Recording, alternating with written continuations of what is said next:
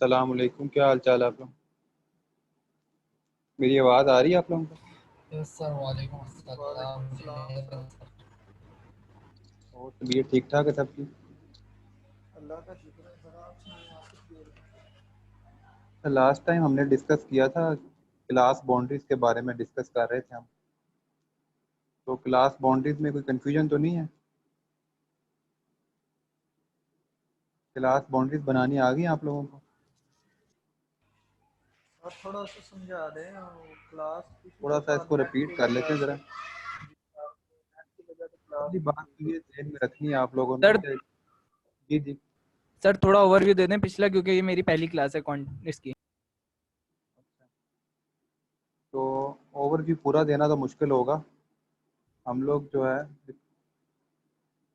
Class boundaries पे discuss कर रहे थे लास्ट टाइम ना। तो क्लास बाउंड्रीज अभी हमने कब बनेंगी और कैसे बनानी है। जितना यहाँ पे आपको नज़र आ रहा है, एक इलस्ट्रेशन नज़र आ रही है कि group frequency distribution, number of sale visit per annum made by the member of sale force.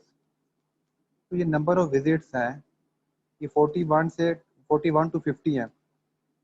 फिर आगे क्या आ गया, 51 टू 60 है।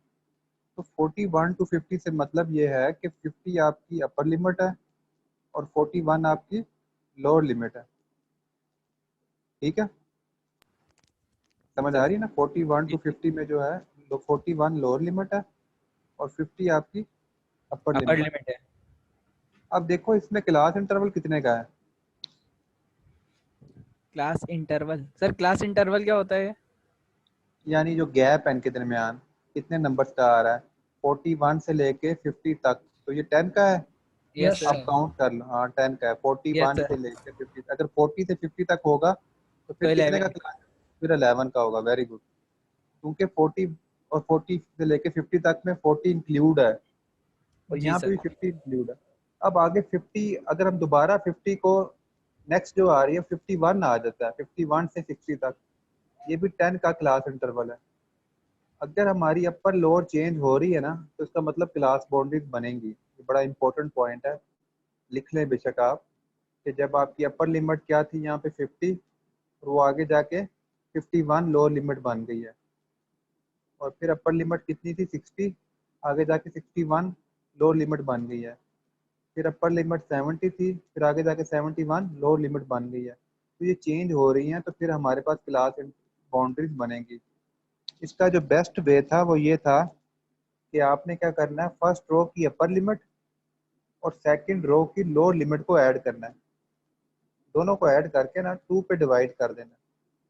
यानी क्या करोगे आप, 50 को और 51 को ऐड करोगे तो वो आ जाएगा 101।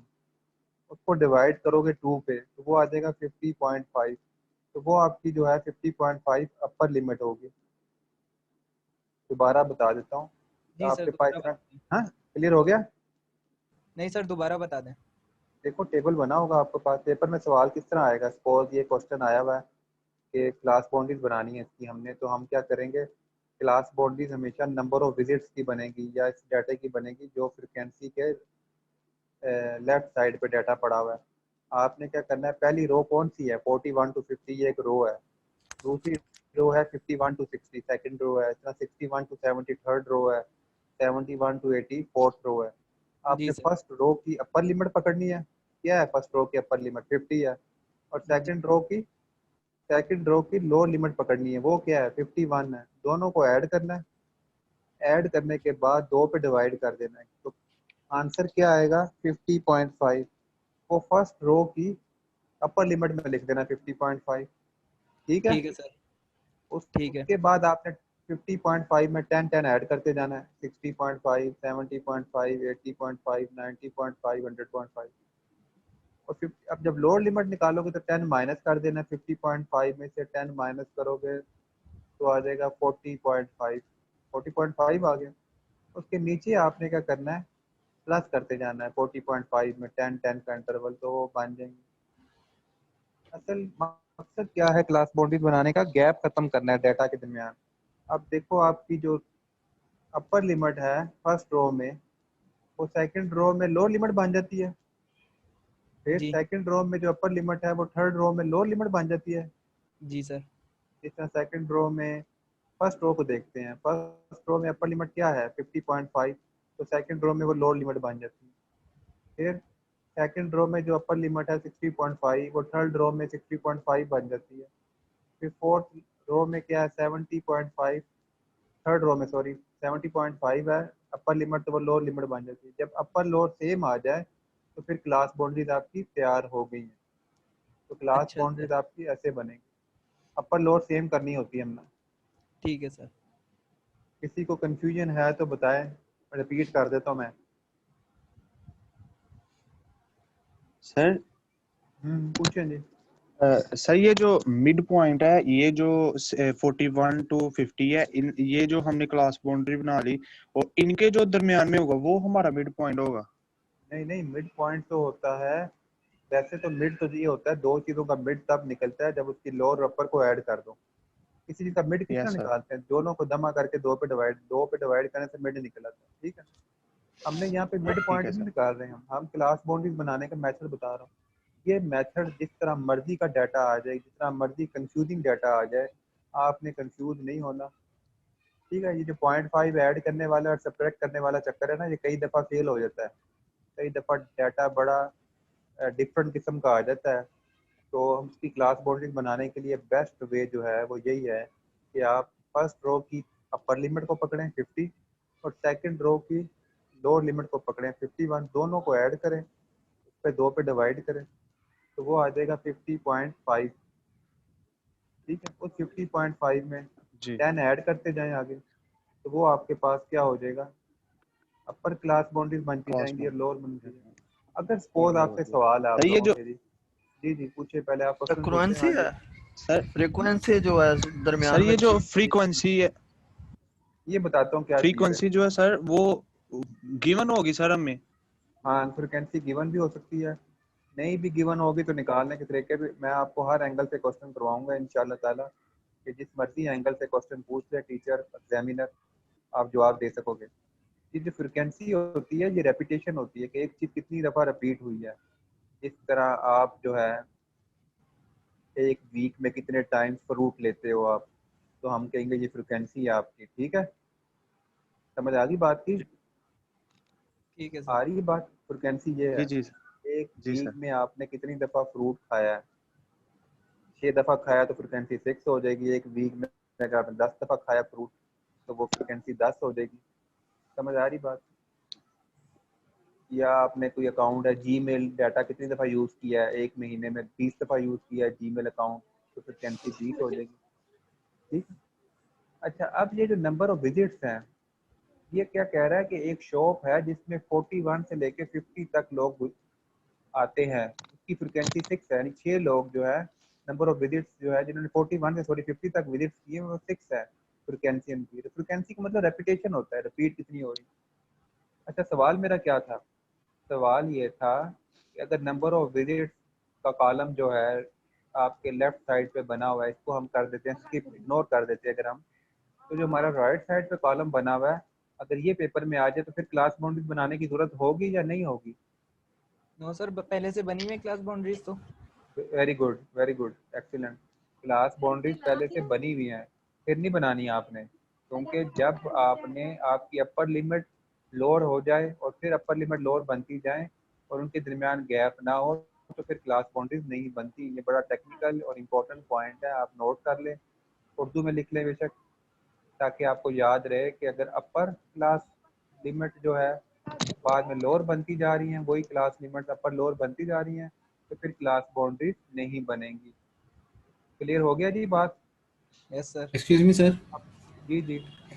सर जैसे अभी तो ये जैसे हम पढ़ रहे हैं तो बहुत आसान लिखा हुआ है, जैसे 40 to 50 और 51 to 60। हम्म जैसे अगर पेपर के अंदर कुछ अलग डेटा आया हुआ, जैसे 44.5 to 48 पॉइंट इस तरह कुछ करके, तो फिर क्या हाँ करेंगे? कुछ भी, अच्छा मैं जैसे अभी अगर आपको बता रहा हूँ। पॉइंट्स के अंदर बड़ी वैल्यूज आ गई हैं, अभी तो 41 हाँ लिखा हुआ है, तो जैसे अच्छा अगर ऐसे वो आ जाए जी, ऐसे आ जाए डाटा 0.00625, जी जीरो जी पॉइंट जी zero zero two two nine तो घबराना जी नहीं है जी आप, आपने घबराना नहीं है। इंटरवल निकालने के लिए बाद दफ़ा बच्चे गलत इंटरवल काउंट कर लेते हैं, 0 और 4 के दरमियान जो इंटरवल है वो 5 का है। बाद बच्चे कह रहे होते सर 4 का है, और 4 शामिल है, 0 भी शामिल है, तो 5 का लास्ट इंटरवल बनता है 0 1 2 3 4 5 4 सॉरी 4 तक 5 का इंटरवल बनेगा।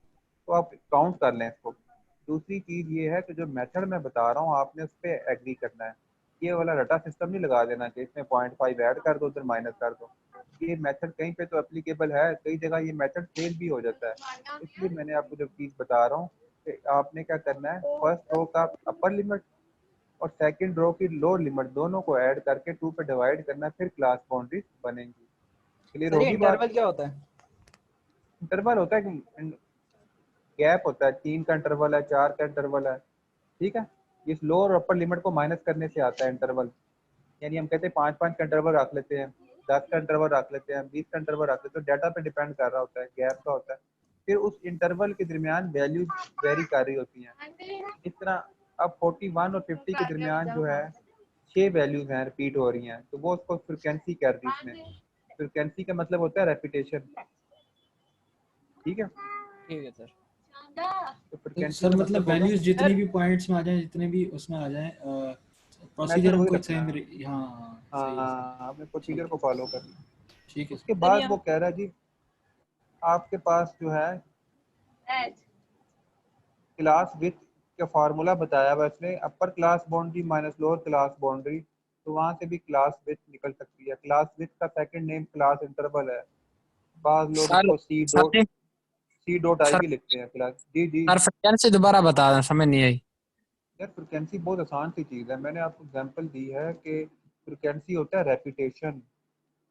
अब हमने ये देखा है कि ये किसकी एग्जांपल दी हुई है बुक में इसने, एक यस सेल सर। फोर्स की। सेल फोर्स की सेल फोर्स है 41 से 50 तक, यानी 41 से 50 तक का मतलब ये है 41 से लेके 50 तक जो वैल्यूज है उसमें जो फ्रिक्वेंसी है वो 6 है।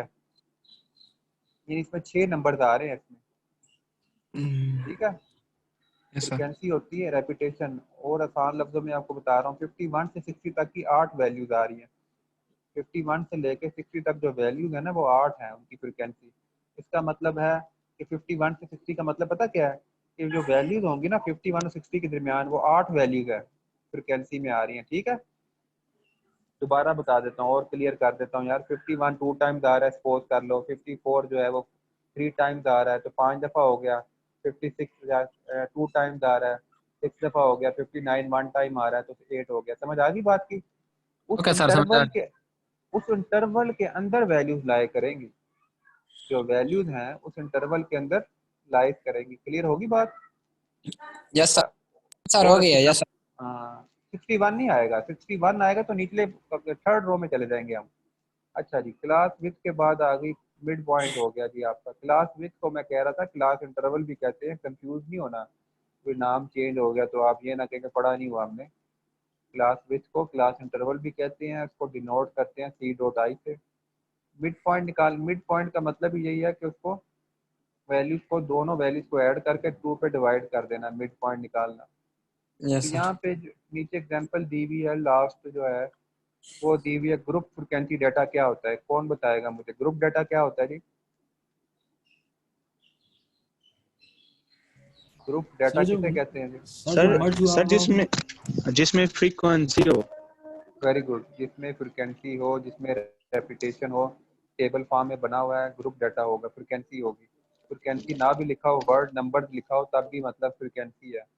तो ग्रुप डाटा क्या होता है? ग्रुप डाटा को हम सेकेंडरी डाटा भी कहते हैं, हम ये पढ़ चुके हैं। सेकेंडरी डाटा क्या होता है? जो टेबल की फॉर्म में होगा, ठीक है। ये पेपर में आपको दिया हुआ डाटा ये ग्रुप डाटा है, टेबल की फॉर्म में है और फ्रिक्वेंसी की फॉर्म में है, रेपिटेशन है। अच्छा जी, तो नीचे उसने क्या निकाला हुआ? फार्मूले बहुत इंपॉर्टेंट है यार, स्टैट में ना आपको फार्मूले आने चाहिए और आपको कंसेप्ट क्लियर हो, तो स्टैट की तैयारी बहुत अच्छी हो जाती है। आपके कंसेप्ट क्लियर है तो आपकी तैयारी होती जाएगी। उसके बाद है जी क्लास बाउंड्रीज। कभी भी कोई प्रॉब्लम हो रही है स्टूडेंट को तो देख लें, मैं दोबारा रिपीट कर देता हूँ। क्लास बाउंड्रीज कब बनाएंगे? सबसे पहला क्वेश्चन है, क्लास बाउंड्रीज तब बनाएंगे जब हमारी लोअर अपर सेम नहीं होगी। वो कैसे पता चलेगा? लेफ्ट कॉलम पे अगर हम देखें तो 41 टू 50 है, 50 के बाद 51 आ जाता है। अगर 50 के बाद दोबारा 50 आ जाए तो फिर क्लास बाउंड्रीज नहीं बनेंगी। ठीक है, तो हमारे पास क्या है, दोनों को जमा करना है, 50 और 51 को 2 पे डिवाइड करना है, 50.5 अपर साइड पे लिख लें, सिर्फ एक क्लास बाउंड्रीज निकालनी है। आप एक्सपर्ट हो जाएंगे कर करके, अब एक क्लास बाउंड्रीज निकालेंगे, बाकी 10 ऐड करते जाएंगे क्लास इंटरवल। ठीक है, और ऊपर वाली से 10 माइनस करना है, नीचे पे 10 ऐड करते जाएंगे। क्लास बाउंड्री जब भी बनानी है आपने, रो फर्स्ट की समझ आ गई क्लास। वालेकुम। अच्छा, वो कह रहा सर फ्रिक्वेंसी समझ नहीं आ रही, किसको समझ नहीं आ रही फ्रिक्वेंसी? फ्रिक्वेंसी देखो यार, आप इस तरह समझो कि रेपिटेशन है कि एक वैल्यू कितनी दफा रिपीट हुई है। अस्सलाम वालेकुम। वालेकुम सलाम। अच्छा जी, तो हमारा जो, अब मैं बता रहा हूँ कि 91 से अगर हम 100 पे देखें तो 5 वैल्यूज हैं। अब इसमें कोई ऐसी 5 वैल्यूज होंगी तो इस इंटरवल के दरमियान में लाए कर रही हैं। और जिस तरह आप लोगों के रोल नंबर नहीं लगते, अब कभी आपने मैट्रिक के पेपर देखे दिए हो तो आप रोल नंबर देख रहे होते हो किस रोल नंबर में हमारा कॉलम आ रहा है, रोल नंबर आ रहा है, यानी किस सेक्शन में बन रहा है, रूम नंबर 101 में बन रहा है। तो वो यही फ्रिक्वेंसी है कि हम कह सकते हैं कि 91 से लेके 100 तक के रोल नंबर के जो 5 स्टूडेंट हैं वो इधर बैठेंगे। तो ये 91 से 100 का मतलब ये है कि 5 है, ये 5 लोग हैं तो 91 100 के, इसमें 90 काउंट नहीं होगा ना, 101 102 काउंट होगा। ठीक है, समझ आ गई है? फ्रिक्वेंसी रेपिटेशन होती है कि एक की कितनी दफ़ा अक्सर हो रही है। क्लियर हुई है बात? Okay sir. सर जी जी जी, सर क्या वो कह तो रहे हैं? ठीक है, लेकिन 71 से 80 में 12 कैसे हो सकता है? अच्छा हाँ जी, बहुत अच्छा सवाल है आपके। फ्रिक्वेंसी की डेफिनेशन क्या है? रेपिटेशन। और 71 2 टाइम्स आ सकता है, 71 3 टाइम्स भी आ सकता है, 74 4 टाइम्स आ सकता है। ठीक है, अक्कर कर सकता है ना? आप देख रहे हो यस इंटरवल सर। को। क्लियर होगी बात? होगी यस बात सर। क्लियर? हाँ जी। अब एक यस 79 सर। 4 टाइम्स भी आ सकता है, रेपिटेशन है। फ्रिक्वेंसी की मतलब ही रेपिटेशन है। जब वैल्यू रिपीट होगी तो उसको फिर हम फ्रिक्वेंसी की डेफिनेशन में काउंट कर लेंगे। होगी बात क्लियर? यस सर, अब अच्छा हो जी, गई। Mid yes sir. पॉइंट भी आपको निकालना आ गया कि जी मिड पॉइंट कैसे निकालते हैं। दोनों वैल्यूज को जमा करते हैं और 2 पे डिवाइड करते हैं, तो ये आपका मिड पॉइंट आपका निकल आया। क्लास बाउंड्रीज को ऐड किया हुआ है तो आपके पास मिड पॉइंट आ जाता है। तो इसके बाद जो है हमारे पास जो नेक्स्ट चीज़ आ रही है वो आ रही है हमारे पास ग्राफ के ऊपर बात हो रही है कि हमने ग्राफ के ऊपर क्या क्या डिस्कशन करनी है। ठीक है जी, तो ग्राफ का आप लोगों को आइडिया है ना पहले तो? ठीक है, इसमें आपके पास जो है स्ट्रेट फॉरवर्ड जो मेथड्स हैं ग्राफ के, उनके ग्राफ जो हैं वो एक ट्रू पिक्चर शो कर रहे होते हैं डाटा के बारे में, कि डाटा किस तरह का है और हमें क्या प्रेजेंट कर रहा है। और डाटा से तो हम इतना अच्छा रिजल्ट हासिल नहीं कर पाते जितना रिजल्ट अच्छा हम ग्राफ से एट फर्स्ट गैलेंस, यानी पहली नज़र में हमें पता चलता है कि ग्राफ हमें पिक्चर क्या शो कर रहा है। हमें ग्राफ जस्ट लाइक एक पिक्चर ही होती है जिससे हम किसी चीज़ को आइडेंटिफाई कर सकते हैं। ठीक है जी, तो हमारे पास यहाँ पे एक ग्राफ बनाया हुआ है इन्होंने। सबसे पहले हम पढ़ रहे हैं बार चार्ट, जिसमें हम लोग are usually use for plotting discrete और डिसकंटिन्यूस डाटा। अब जिन्होंने फर्स्ट क्लास नहीं ली हुई तो उनको भी पता चल जाएगा कि डिस्क्रीट डाटा क्या होता है, जिसको हम डिसकंटिन्यूस डाटा भी कहते हैं। क्या होता है भाई डिस्क्रीट डाटा? पढ़ा है ना ये? Numeric non data. Non fraction data जी, हाँ जी, जिसमें जिसमें फ्रैक्शंस नहीं होती। ठीक है, और इसमें गैप भी नहीं होता। ठीक है, जितना आपके पास डाटा है जिसको आप काउंट कर सकते हो, जिसको आप गिन सकते हो, वो डिस्क्रीट डाटा है। Just like number of houses in A street, एक गली में कितने घर हैं उनको काउंट कर सकते हो हम लोग। ठीक है, और इस तरह number of petals in a flower, एक फूल में कितने पेटल्स हैं। ठीक है, तो ये सर वो चीज़ें नंबर ऑफ जिसको, सर नंबर ऑफ कार्स भी हो सकती है ना? हाँ नंबर ऑफ कार्स भी, जो पॉइंट्स में नहीं होंगी। सिंपल सी बात है, जो पॉइंट्स में ना हो, फ्रैक्शन जो में ना हो, वो चीजें मतलब जो चीजें गिनेज हैं वो डिस्क्रीट वेरिएबल होती हैं, हाँ काउंटेबल। सिंपल है, जो काउंटेबल हो। यानी नंबर ऑफ और शुगर पेशेंट्स, इन्हें हॉस्पिटल में जी। शुगर पेशेंट कितने हैं, वो डिस्क्रीट डाटा होगा। ठीक है सर। तो ये डाटा जो है डिस्क्रीट डाटा है। और डाटा के बारे में हमने पढ़ा था कि डाटा जी होती है फर्स्ट हैंड इंफॉर्मेशन है, रॉ डाटा है, जो discrete values is not continuous. A bar graph और बार चार्ट जो है, इस chart with rectangular bar with length proportional to the values of that they present. The bars can be plotted vertically or horizontally and can be several forms. अब ये जो bar chart हम बना रहे हैं तो ये एक अच्छी पिक्चर शो कर देता है हमें कि हम लोग ना डाटा को इंटरप्रेट कर सकते हैं कि डाटा से हमने क्या लिया या। अब ये डाटा हमारे पास दिया हुआ है, एब्स्ट्रैक्ट है, पाकिस्तान का डेमोग्राफिक प्रोफाइल 2013 का है और मिलियंस में फिगर्स दी हुई हैं, मेल्स हैं, फीमेल और फिर टोटल है। तो यहाँ पे डाटा को उसने क्लासीफाई किया हुआ है 0 to 14 ईयर्स के, फिर 15 to 24 है, ठीक है, फिर 25 to 54 है, फिर 55 to 64 है, 65 एंड ओवर है। तो ये डाटा को, तो ये जो डाटा हमारे पास है ये दिया हुआ है हमारे पास। तो ये डाटा कौन सा है हमारे पास, प्राइमरी डाटा, सेकेंडरी डाटा है, जो इंफॉर्मेशन दी हुई है हमारे टेबल में, सर प्राइमरी डेटा। ये प्राइमरी होगा हमारे पास। Secondary data. Very good, secondary data है। प्राइमरी तो होता है जो हमने रॉ डाटा है, जो हमने फर्स्ट हैंड इंफॉर्मेशन ली है, जो हमने इंफॉर्मेशन इकट्ठी की है, वो हमारे पास रॉ डाटा है जो बिखरा हुआ है, स्कैटर्ड डाटा है। ये तो बड़ा वेल डिफाइन है, ये तो बड़ा अच्छा हमें रिजल्ट दे रहा है, बड़ी क्विकली हमें पता चल जाएगा कि 0 से 14 वाले मेल कितने हैं, फीमेल कितने हैं, ठीक है। तो ये सेकेंडरी हो जाएगा। सेकेंडरी डाटा जो है वो पिक्चर में जो डाटा होता है, जो ग्राफ में डाटा होता है, वो सेकेंडरी डाटा होता है, ठीक है जी। प्राइमरी डाटा वो डाटा था जो हमने पहले एग्जांपल पढ़ी थी आपकी बुक में, जो कौन सी एग्जांपल थी, वो सेल फोर्स ने जो डिस्टेंस कवर किया था, वो वाला डाटा हमारे पास होगा प्राइमरी डाटा।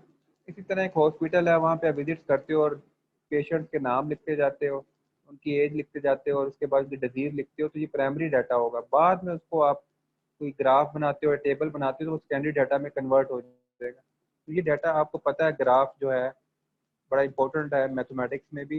इसके लोग एक्स एक्सिस होते हैं, हॉरिजॉन्टल लाइन जो है, जो वर्टिकल लाइन है, वो हम लोग वाई एक्सिस को डिनोट करते हैं, ठीक है। इस तरह हॉरिजॉन्टल लाइन दी गई है, एक्स एक्सिस पे हम लोग इंडिपेंडेंट वेरिएबल ले लेते होते हैं और वाई एक्सिस पे हम डिपेंडेंट वेरिएबल ले लेते हैं। तो यहाँ पे उसने सिंपल बार ग्राफ जो है, बार चार्ट रिप्रेजेंट किया डाटा का। तो यहाँ पे उसने सारे जो डेमोग्राफिक पॉपुलेशन हैं उसकी एज ले ली है लॉन्ग एक्स एक्सिस पे, और वाई एक्सिस पे उसने वैल्यूज ले ली हैं, ठीक है जी। तो यहाँ पे हमारे पास जो है उसने इसको शो करने के लिए इनका टोटल किया हुआ है। तो टोटल में आपने जब ग्राफ बनाना है ना, तो आपने देखना है कि वाई एक्सिस पे कितना इंटरवल लेना है और एक्स एक्सिस पे कितना इंटरवल लेना है। तो आपके पास ये देख लो कि मैक्सिमम वैल्यू जो आ रही है वो 66 आ रही है, और जो लीस्ट वैल्यू आ रही है मिनिमम वो 8.1 आ रही है। तो आप देख लो कि यहाँ पे इंटरवल कितने का लें हम लोग। तो अगर हम लोग 10 का इंटरवल लेते हैं तो 10 7 आर 70, तो 10 का इंटरवल के साथ हम चल जाते हैं। अगर एक स्टूडेंट 5 का इंटरवल लेता है तो वो ग्राफ बहुत बड़ा बन जाएगा। ग्राफ ऐसा हो कि बस एक मॉडरेट शेप हो उसकी, ना उसकी बहुत ज़्यादा बड़ी शेप हो कि ऑकवर्ड लगे, ना बहुत ज़्यादा छोटी शेप हो कि अजीबो गरीब लगे, देखने में अच्छा लगे, रिजनेबल सी इसकी पिक्चर बन जाए कि वो अच्छी लुक दे रहा हो ग्राफ। ग्राफ की अच्छी लुक होना बेहतर है। अब देखो ये इसने 10 का इंटरवल लिया हुआ है, तो इसमें मोस्टली ना 6 to 7, ठीक है। तो इसमें मोस्टली 6 to 7 जो है क्लासेस ली जाती हैं। तो आपको ग्राफ जो है, बार ग्राफ क्या होगा, एक क्या होता है बार ग्राफ, तो उसमें आपने देखना कि रेक्टेंगुलर शेप बन रही है, जो बार नहीं बन रहे, रेक्टेंगुलर से बार बन रहे हैं। रेक्टेंगल क्या होती है, जिसकी अपोजिट साइड्स आर इक्वल होती है, वो शेप रेक्टेंगल होती है। तो आपने करना क्या है इसमें, आप देख रहे हो कि मैक्सिमम 10 का इंटरवल आप लोग वाई एक्सिस पे ले रहे हो, और एक्स एक्सिस पे आप कौन सा इंटरवल ले रहे हो, वो एजेस ले रहे हो उनकी 0 से 14। तो आपके पास जो है, आपको पता है ना मैथ में क्या होता है, 2 पॉइंट्स में के 2 पॉइंट्स में के 2 पॉइंट्स मिले तो क्या बनती है, कोऑर्डिनेट। लाइन बन। हाँ जी, कोऑर्डिनेट्स में वो लाइन बन जाती है, 2 पॉइंट्स में के लाइन। कोऑर्डिनेट ज्योमेट्री में है ये चीज़। तो हमें एक पॉइंट मिल जाता है 66 का, और एक ये पॉइंट मिल गया, तो हम ये 2 पॉइंट पे हमने एक रेक्टेंगुलर शेप बना दी। ये रेक्टेंगुलर शेप क्या शो कर रही है, ये रेक्टेंगुलर शेप की जितनी हाइट ज़्यादा होगी ना, उतनी परसेंटेज हम बता सकेंगे कि किसी कंट्री में टीनेजर ज़्यादा हैं, या 15 to 24 वाले नॉन टीनेजर ज़्यादा हैं, या ओल्ड एज ज़्यादा हैं, या very old age 65 and above senior citizen ज़्यादा है। तो इस तरह हमें एक अच्छी डिसीजन मेकिंग हो जाएगी। हमें जो पहले एक डाटा हमें मिला था स्कैटर डाटा, वो अब हमें एक अच्छा रिजल्ट देना शुरू हो जाएगा। उसको बनाना कोई मुश्किल नहीं है। आपने क्या करना है, 0 to 14 एक पॉइंट पकड़ा हुआ, यहाँ पे एक्स एक्सिस है और वाई एक्सिस है, इसके दरमियान रिलेशन कोई ग्राफ कहते हैं।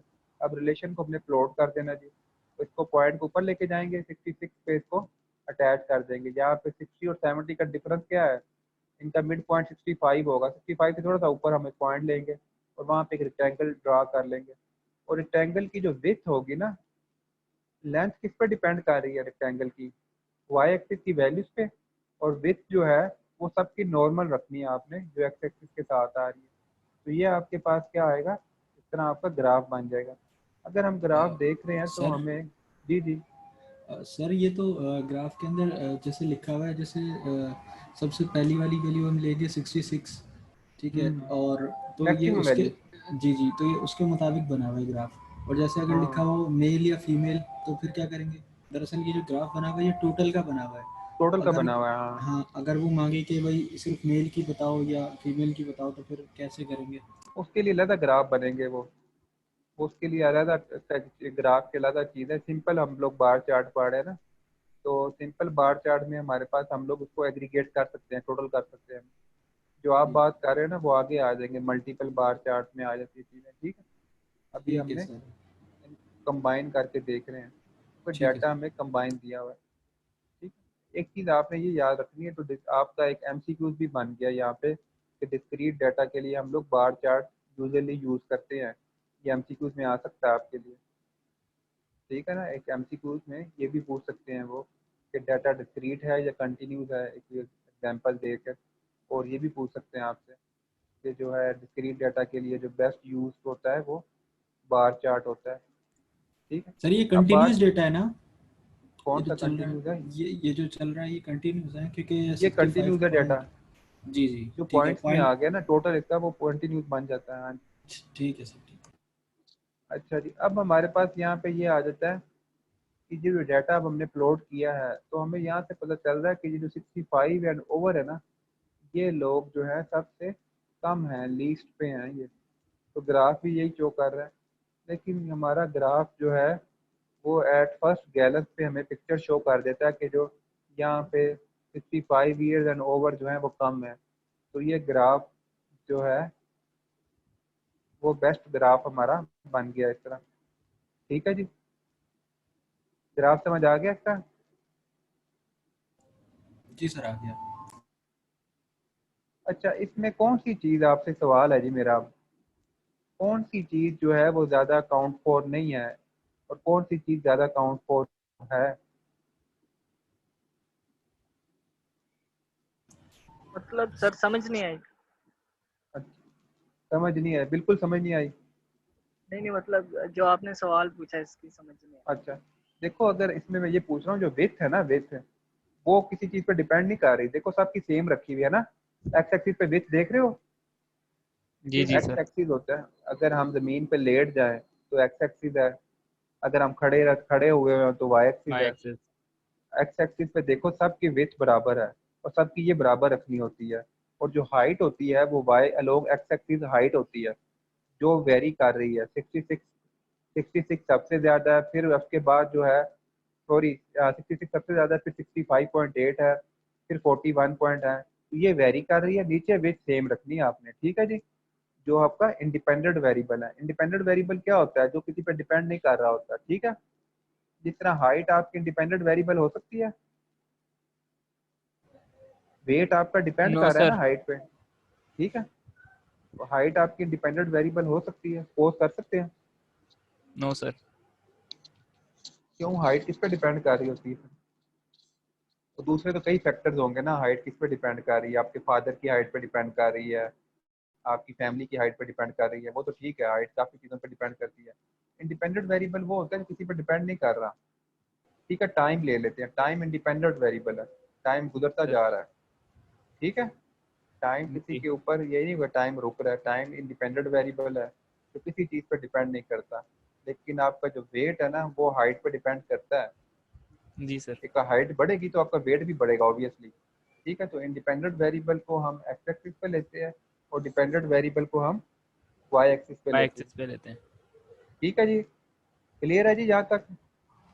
किसी को ग्राफ समझ नहीं लगा तो दोबारा बता देता हूँ मैं, आप लोगों को साथ लेके चलना है हमने। सर ये ऊपर बार चार्ट का जो क्वेश्चन है, बस इसका जवाब ये बार चार्ट ही बनाना है।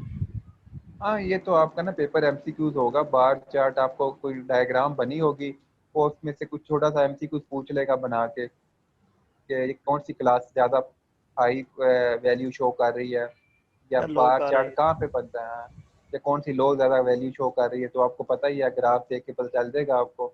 और दूसरा आपको पूछ सकता है कि बार चार्ट कब बनाया जाता है, वो आपको पता है कि डिस्क्रीट डाटा के लिए जो है बार चार्ट बनाया जाता है।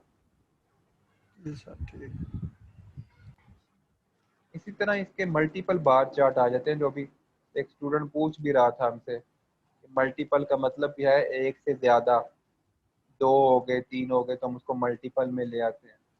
This type of bar chart show the component of total as separate bar adjoining each other। adjoining का मतलब यही होता है साथ साथ जुड़े हुए हैं। जिस तरह आपका घर है, फिर साथ नेबर्स में आपके राइट साइड पे भी नेबर्स हैं, लेफ्ट साइड पे भी नेबर्स हैं, तो वो adjoining है। इस तरह बार ग्राफ भी adjoining हुए हुए हैं। The height of each bar indicate the size of figure represented for the component. इसको हाईलाइट कर लें कि जो हाइट होगी, ये एमसीक्यूज में पूछ सकता है कि जो ये बार चार्ट की हाइट है वो क्या इंडिकेट कर रही है, द साइज ऑफ फिगर का साइज कितना है। मैं भी बता रहा था, रिप्रेजेंटेड द कंपोनेंट में इसका साइज कितना आ रहा है। इस तरह अब उसने वही क्वेश्चन उठाया हुआ है, पीछे वाला क्वेश्चन है, उसमें कौन कौन थे लोग, मेल थे और फीमेल थे ना। तो मेल को उसने शो किया हुआ है ब्लैक से, और फीमेल को उसने शो किया हुआ है, टोटल को उसने ग्रीन से शो किया हुआ है, और लाइट ब्लू से उन्होंने फीमेल को शो किया हुआ है, और मेल को ब्लैक से शो किया हुआ है। ठीक है, समझ आ रही है?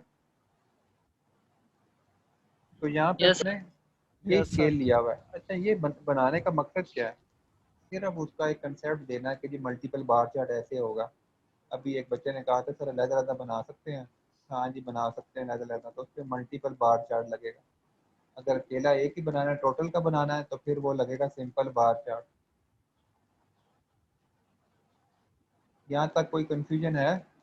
उसको कलर दे दिया ना, ब्लैक कलर दे दिया मेल को, ताकि वो उसको इंडिकेट हो सके, डायग्नोज हो सके वो। ठीक है, ये कौन सा है जी, मेल ब्लैक है, टोटल वाले ग्रीन है, और लाइट स्काई ब्लू फीमेल का है। तो ये भी आपको मल्टीपल बार चार्ट आ गया है। सर ये जैसे ठीक है, लिखा हुआ है मेल, सर जैसे ये लिखा हुआ है मेल 33.9, तो मल्टीपल बार चार्ट के अंदर ब्लैक वाला जो जा रहा है 33.9 तक ही जा रहा है, और जो फीमेल लिखा है 39 32.1। पॉइंट पे आ रहा है ना, जी जी सर। 33 पे आ रहा है। तो ये जी जी सर। ठीक है, तो इस तरह ये जी सर क्लियर आपके है। पास बनते जाएं। ठीक है सर, थैंक यू। अब तो ये वर्ड एक्सेल में तो वैसे ही बन जाते हैं ना, डाटा आप बनाया उधर डाटा एक्सेल में जाएं तो ये आपके पास बार चार्ट बन जाते हैं, डायग्राम बन जाती है। मकसद यही होता है कि क्विक रिजल्ट हासिल करने हैं। जब क्रिकेट के मैचेस वगैरह भी हो रहे होते हैं ये, तो वो भी ये बार ग्राफ वगैरह बना रहे होते हैं, बार चार्ट पाई चार्ट बनाते हैं। उसके बाद आगे कंपोनेंट बार चार्ट। कंपोनेंट का मतलब क्या है, वो उसी का पार्ट है, एक बार चार्ट के हिस्से को सेग्रीगेट किया गया है। सेग्रीगेट होता है डिवीजन कर देना उसकी, यानी एक पूरे बार चार्ट को ना हमने एक हिस्सा उसका ब्लैक शो कर दिया है जो मेल है, और एक हिस्सा लाइट ब्लू कलर शो कर दिया वो फीमेल है। ठीक है, इंफॉर्मेशन हमें इस तरह से मिल रही है। ये समझ आ रही है बात की? This type of bar chart is like a simple Yes, bar sir. chart as far as the height of each bar indicates the size of the figure represented a class, but the bars are subdivided into components. Component कहते हैं part को। एक bar chart के जब हिस्से कर दोगे उसे कहेंगे कंपोनेंट बार चार्ट। अगर एक बार चार्ट के साथ 2-3 और चार्ट बना दोगे उसे कहेंगे मल्टीपल बार चार्ट। समझ आ रही है? Yes sir. जी सर, तो क्लियर इसमें है। हाँ जी, तो ये आपके पास है कि आप ना एक डायग्नोज कर सकते हो सर ये तो मल्टीपल बार चार्ट है, ये सिंपल बार चार्ट है, और ये जो बार चार्ट है ये कंपोनेंट बार चार्ट है। सर हम इन चार्ट्स को बनाएंगे कैसे? ये जैसे कंपोनेंट चार्ट है कि आधा मेल में है हाँ और ये आधा तो फीमेल में, ये किस मैनुअल तरह? में, पेपर में तो आपको ना वो इनडायरेक्टली पूछ लेगा, कोई क्वेश्चन पूछ लेगा, जिस तरह मैंने आपसे 2-3 क्वेश्चन पूछे हैं ना वही पूछेगा, बनाने का नहीं कहेगा। वो 1% चांस है बनाने का, मुश्किल है क्योंकि ग्राफ ड्रा नहीं कर सकते ना हम, उसने आपसे ना क्वेश्चन पूछ के आपका कंसेप्ट क्लियर कर लेना है, ठीक है? ओके तो सर। सवाल और पूछेगा आपसे। और जिस तरह आपने ये तीनों चार्ट बनाए हैं वो इस तरह चार्ट बना के भी तीनों का पूछ सकता है कि ये ऊपर लिख के सवाल ये कौन सा चार्ट है, उस पे हम हाँ हाँ ये भी कर सकते हैं। अच्छा हाँ, 4 ऑप्शन दे देगा आपको। जी अब आपको ऊपर वाला पता चल रहा है कि मल्टीपल है, एक से ज्यादा है, नीचे वाला पता चल रहा है कंपोनेंट है। बनाने को नहीं कहेगा कि ड्रा करो, ड्रा करने का काम नहीं है आपका। नहीं इसमें ऑप्शन हमारे देगा कि टिक करो। ऑप्शन देगा टिक करने। जी सर ठीक ओके सर। ये सर जरा कंपोनेंट को एक्सप्लेन कर दें, नॉट इन दिस टर्म कि ये इस तरह बना हुआ है, इन टर्म के ये ब्लैक क्या शो कर रहा है, क्योंकि ब्लैक मेल है और स्काई ब्लू फीमेल है, तो ये नीचे से जब जा रहा है 0 के लेवल से, तो ये ब्लैक जा रहा है 33.9 तक, उससे आगे शुरू हो रहा है मेल, हाँ जबकि जी, ऊपर आगे फिर वो जीरो से, हाँ जी वो जीरो से फिर काउंट कर लेंगे आप उसको ना, हाँ, ठीक है? उसे उसे अगेन ये 0 से पॉइंट काउंट है, करेंगे।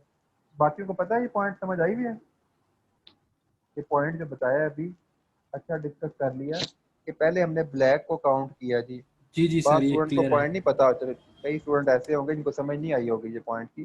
दोबारा देख लेते हैं कि जब हम फीमेल को काउंट करेंगे ना तो 0 से काउंट करेंगे जब उनका एरिया शुरू होगा स्काई ब्लू वाला, ठीक है? नहीं जब समझ भी आई तो कोई अच्छा जब भी हाँ चार्ट जी, बनाएंगे फीमेल को 0 से शुरू करेंगे पहले। नहीं नहीं नहीं नहीं, सिर्फ जी कंपोनेंट में, अच्छा कंपोनेंट बार चार्ट में। जी कंपोनेंट में पता क्या है, एक बार चार्ट, कंपोनेंट कहते हैं हिस्सों को, हम इसके 2 हिस्से कर दिए हमने। एक हिस्सा हमने ब्लैक कर दिया, अब ब्लैक हिस्सा जो है वो आ रहा है 33 पे आ रहा है तकरीबन। उससे आगे हिस्सा जब हम करेंगे, ब्लू करेंगे स्काई ब्लू, तो वो 0 से काउंट होगा, ऊपर तक जाएगा, ठीक है? बस ये मतलब पॉइंट है। जी 33 फीमेल के लिए 0 होगा। और अगर हाँ हाँ ऊपर जी, आगे से 0 होगा 63 पे जा फीमेल रहा के है तो लिए। हम इसे 33 कहेंगे, हाँ जी 63 पे जा रहा है तो हम इसे 33 कहेंगे। हाँ जी, पूरा टोटल हो जाएगा ना, ठीक जी है? ठीक जी सर समझ आ गया। और किसी का सवाल हो जब तक, यहाँ तक जो भी हमने पढ़ा है?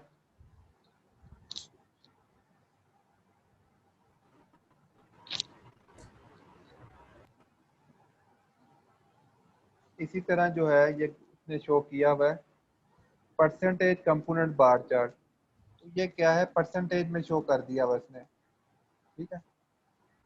इस टाइप ऑफ तो है वही कंपोनेंट बार चार्ट, तो उसका परसेंटेज निकाल लिया हुआ हमने, total percentage. This type of bar chart show each class as a bar of the same height. Each bar is subdivided into separate lengths representing the percentage of each component in a class. This fact that each class representing a bar for the same height might lead to confusion unless care, यानी वही काम है इसमें, सिर्फ हमने क्या किया, percentage निकाल लिया कंपोनेंट बार चार्ट में कि हमने इसको, ठीक है? तो कंपोनेंट को 100% कंप्लीट करने के लिए कि कितने परसेंट जो हैं वो मेल्स हैं और कितने परसेंट फीमेल्स हैं, तो परसेंटेज कैसे निकालते हैं? आती किसी को परसेंटेज निकालनी? Yes sir. हाँ जी, टोटल नीचे रखेंगे और फेवरेबल आउटकम ऊपर रखेंगे, मल्टीप्लाई 100, यानी 150 अगर है टोटल आउटकम, और 79 जो हैं जो आपके मार्क्स हैं, तो 75 9 को ऊपर रखेंगे, 150 पर डिवाइड करेंगे, 100 से मल्टीप्लाई करेंगे, तो ये 100% हो जाएगा। सर नहीं समझ आया। यार परसेंटेज किस तरह निकालते हैं आप लोग? देखो ना, हर कोई चीज़ भी हम कंसीडर करते हैं ना, जब तो उसको 100% कंसीडर करते हैं, ऐसे ही है। जी जी सर। ठीक है ना? हाँ जी, जो भी चीज़ हम कंसीडर करते हैं मैथ में, उसको हम 100% लेते हैं। तो हम परसेंटेज निकालते किस तरह है, टोटल नीचे रखते हैं, तो हम लोग इसको ऊपर देख जो लेते हैं, हासिल होता है, जो हासिल जो होता है वो हासिल होते हैं वो ऊपर रखते मल्टीप्लाई हैं, मल्टीप्लाई 100 कर लेते हैं। 100 का। ठीक है ना? तो ये हमने मेल का निकाल लिया, और फिर हमने फीमेल का निकाल लिया हमने। ठीक है? तो जब हमने निकाला है तो उनको प्लॉट कर दिया, वही डायग्राम बनी है, और परसेंटेज 100% कंप्लीट हो गया। तो थोड़ी नमाज की ब्रेक ले लेते हैं, उसके बाद फिर हम इसको आगे चलते हैं। ठीक है जी, 10 मिनट की ब्रेक कर लेते हैं नमाज की। Yes sir.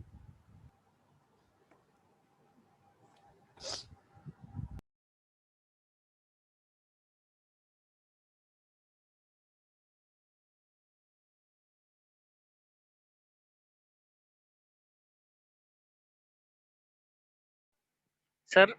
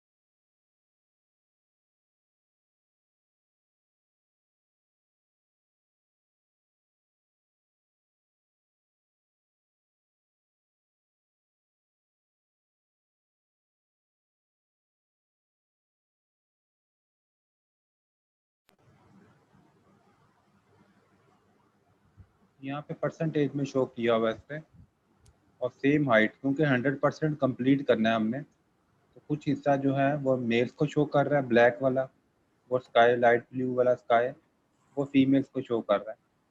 तो इसमें कोई खास फ़र्क नहीं है, बस परसेंटेज में आ जाएगा डाटा, और वही कंपोनेंट बार चार्ट ही है। उसके बाद आ जाए पाई चार्ट पर। पाई चार्ट जो होता है वो सर्कुलर ग्राफ होता है, सर्कुलर शेप में होता है पाई चार्ट। और सर्कुलर शेप में 360 एंगल्स होते हैं, आपने पढ़े होंगे। सर्कुलर शेप, कोई भी शेप जो सर्कुलर फ्लो में होगी, इसमें 360 डिग्रीज एंगल होंगे। ये एमसीक्यूज में पूछ सकता है आपसे वो। और the size of each sector का is proportional to the quantity it represent. तो यहाँ पे हमें, हमारे पास पहले भी टीनेजर का ज़्यादा आ रहा था डाटा, 0 to 14।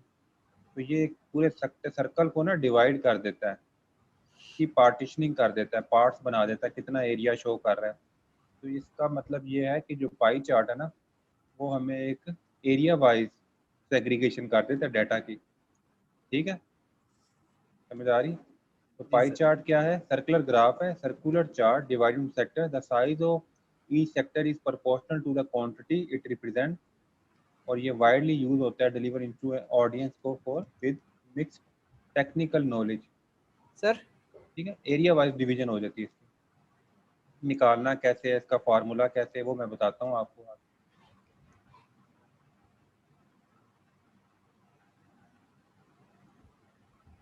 तो ये जो पाई चार्ट है ना, ये थोड़ा सा देख लीजिए, ज़रा टेक्निकल टॉपिक है और इम्पोर्टेंट भी है।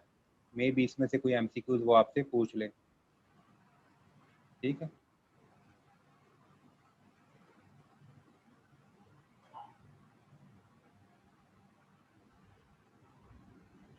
तो पाई चार्ट निकालने का ना, इसमें जो मेथड है वो टोटल आउटकम नीचे रखते हैं, फेवरेबल आउटकम ऊपर रखते हैं, और मल्टीप्लाई को करते हैं 360 डिग्री से।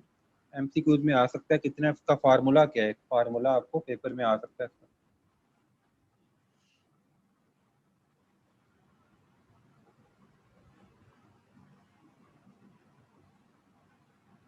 ठीक है, उसको निकालेंगे कैसे? अगर हम देखें लास्ट डायग्राम में जो हमने डाटा दिया हुआ था, तो इसका अगर हम पाई चार्ट निकालें तो कैसे निकालेंगे? ये देखिए मैं क्वेश्चन नंबर 1 पर आ गया हूँ।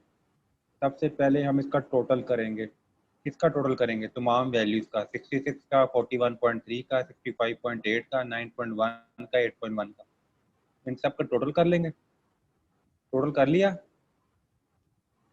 उस टोटल को हमने डिवाइड करना है 66 से और मल्टीप्लाई करना है 360 डिग्री से। डिग्री क्या होती है? एंगल के लिए एंगल डिग्री में मेजर होता है। डिग्री की नोटेशन क्या होती है? ऊपर स्मॉल सर्कल लिख देते हैं। समझ आ रही है? सर डिवाइड किससे करना है हमने? 66, वो क्यों सर?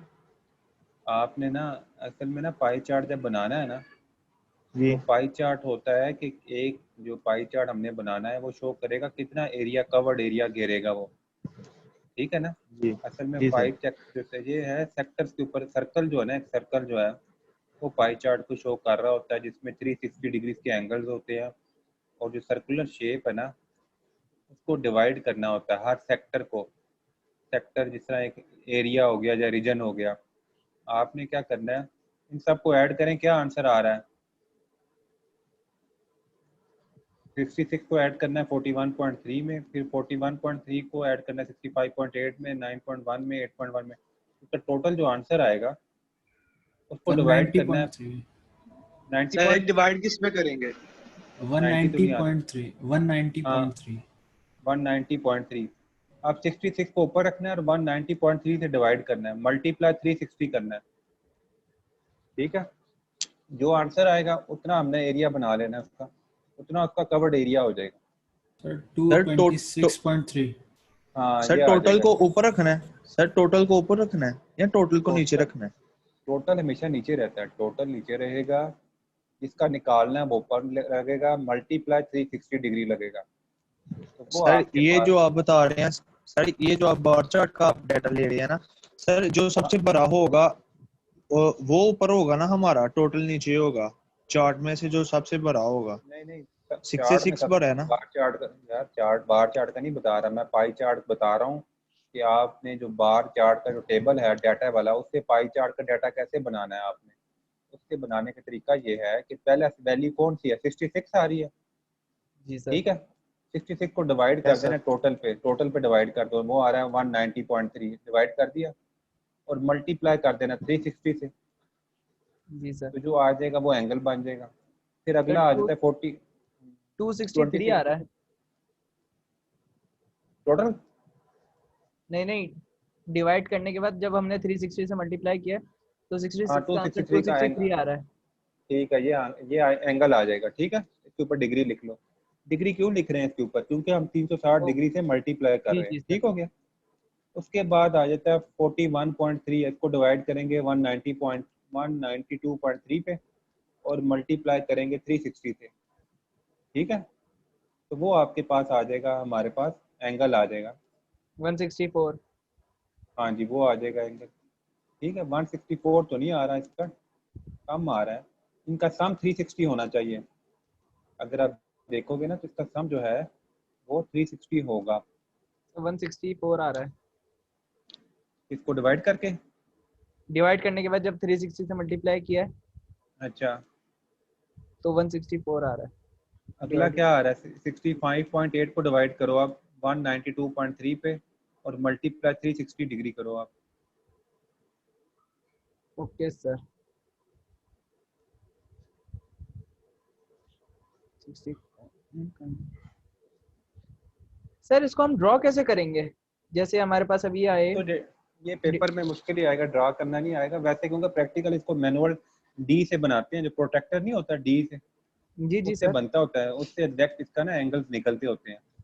तो इसके जो एंगल्स जो हैं ये अभी हमें जो सबसे ज़्यादा वैल्यू शो कर रहा है ना यहाँ पे, अगर आप देखें तो डार्क ग्रीन कलर है, वो है 25 to 54, वो वैल्यू शो कर रहा है यहाँ पे पाई ग्राफ की। तो जी पाई सर। ग्राफ और की जो वैल्यू ना, ये पूरा 360 पूरा होना चाहिए, टोटल जो है ना वो जी सर 360 आपके पास पूरा आना चाहिए, 360 डिग्री। वो हो गया। लेकिन वो यहाँ पे 360 डिग्री का मुख्तलिफ एंगल्स बनेंगे जिसकी मदद से ये ग्राफ आपके पास बनेगा। ये ओके सर। सर आप अगर वर्ल्ड या एक्सेल पे एक सवाल कर दें तो सारी समझ आ जाएगी। वर्ल्ड पे कर दूं या एक्सेल पे कह रहे हैं आप ना इस तरह करते हैं, इसको सर स्क्रीन पे शो करते हैं जरा।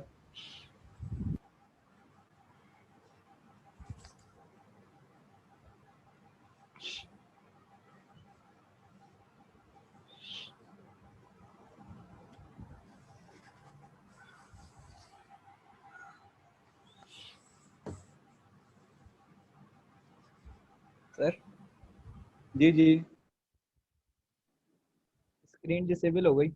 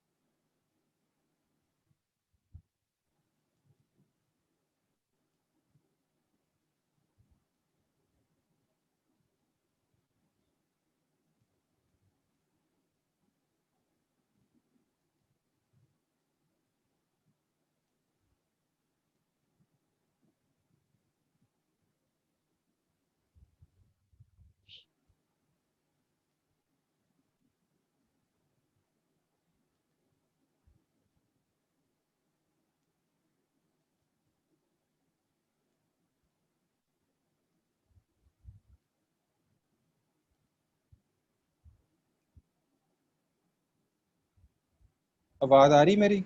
जी सर आवाज आ रही है आपकी।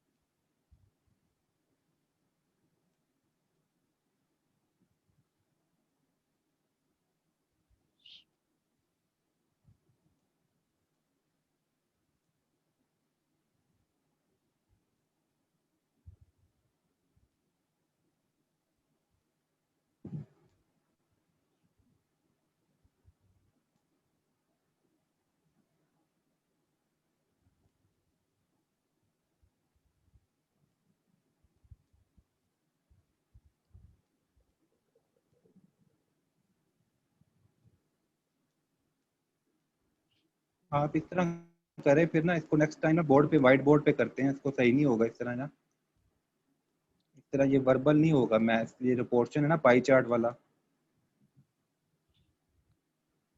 यस सर ठीक है, क्योंकि हाँ आप एक सवाल पूरा कर लेंगे ना तो इससे हमें हाँ, समझ आ इसमें जाएगी। क्योंकि काफी चीजें मिस भी हुई हुई हैं इस बुक में ना, पाई चार्ट का फार्मूला नहीं लिखा हुआ इन्होंने, बुक में नहीं है बिल्कुल यहाँ पे। सर, वो नहीं देखा हाँ, इसलिए हमने कहा इस तरह तो हमें याद ही नहीं रहना बिल्कुल। नहीं रहेगा।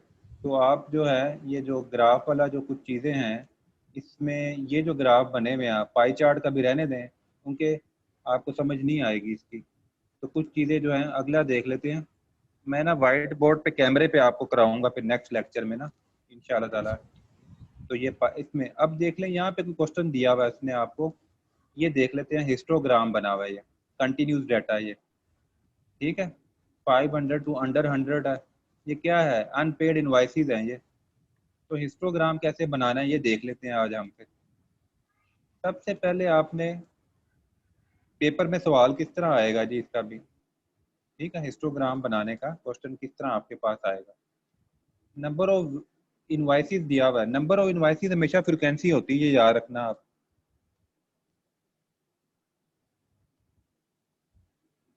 ठीक है जी। और यहाँ पे आपके पास क्या है हिस्टोग्राम में, कंटिन्यूस डाटा का दिया हुआ है इसने, पहला ही डाटा का सवाल दिया हुआ है, कंटिन्यूस डाटे का सवाल दे दिया हुआ है इसमें। और दूसरा सवाल उसने दिया हुआ है हाइट ऑफ बार वाला दिया हुआ है, फिर उसने फ्रिक्वेंसी पॉलीगॉन का दिया हुआ है, और गिफ का दिया हुआ है, परसेंटाइल का दिया हुआ है। ये सारे उसमें क्वेश्चन दिए हुए हैं। तो पहले हम लोग इसका जो सवाल है वो हिस्टोग्राम का देखते हैं जी क्वेश्चन। आपने करना क्या है इसमें? सबसे पहले आपने ना सवाल जब भी आएगा ना हिस्टोग्राम का, तो क्लास इंटरवल देख लें कितने का चल रहा है, 50 to 100, 200 अंडर 100, फिर 100 to 50। क्लास इंटरवल आपके पास 50 का चल रहा है यहाँ पे, ठीक है। और फिर क्लास इंटरवल कितने का चल रहा है? 100 का, फिर 100 का, फिर 200 का, फिर 200 का। ये क्लास इंटरवल चल रहे हैं आपके। और एडजस्टमेंट फ्रिक्वेंसी कितनी की है इसमें? एडजस्टमेंट फ्रिक्वेंसी हमने रखी हुई है यहाँ पे कि हाइट ऑफ बार कितनी होनी चाहिए हमारे पास, ठीक है। तो हम लोग यहाँ पे इसको एडजस्टमेंट ऑफ फ्रिक्वेंसी में हाइट ऑफ बार जो रख रहे हैं वो हम लोग इस तरह रख रहे हैं कि हमारी जो फ्रिक्वेंसी आ रही है वो आ रही है 5, फिर 12, फिर 17, 16 और 8। और क्लास इंटरवल हमारे पास कितने का आ रहा है? 50 का, 100 का, 100 का, 200 का और फिर 200 का। तो हम लोग क्लास इंटरवल कितने का रखेंगे यहाँ पे?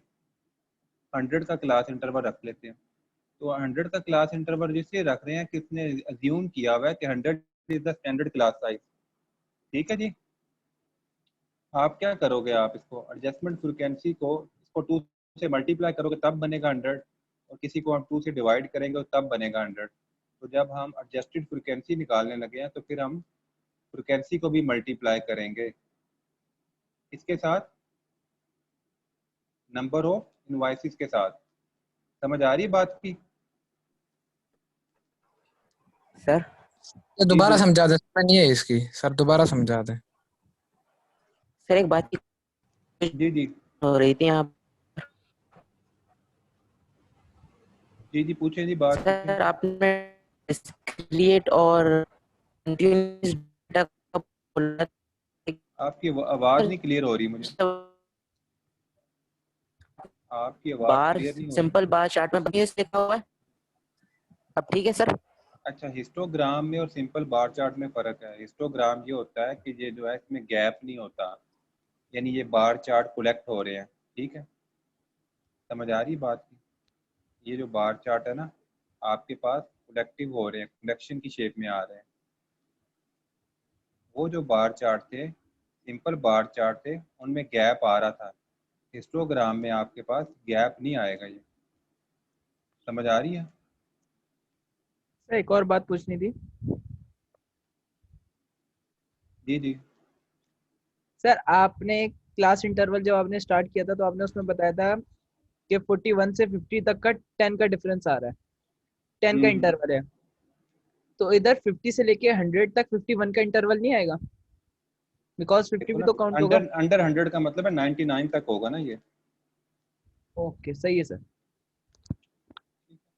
फिर 100 से लेके 200 तक है क्लास इंटरवल दिया हुआ है इसमें, ठीक है।